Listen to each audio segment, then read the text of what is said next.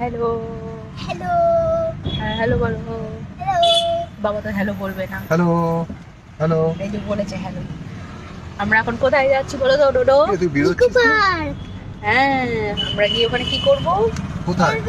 খুব মজা করব, তাই আর না? 5-10 মিনিট আমি তোকে ফোন করছি যে কখন আসবি, আমার কিম্বো ছিল ঘরে, এই মাত্র বেরোলাম। টাটা।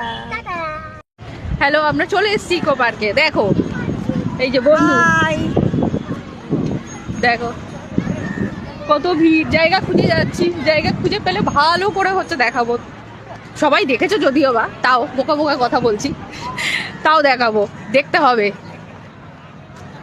সব আগে চলে গেছে, দেখো এরা আগে যাচ্ছে, আর আমার ছেলে আর ওর ছেলে তো দৌড়াচ্ছে। পাশে আবার আরেকটা লেজুরও জুটিয়েছে কোথা থেকে।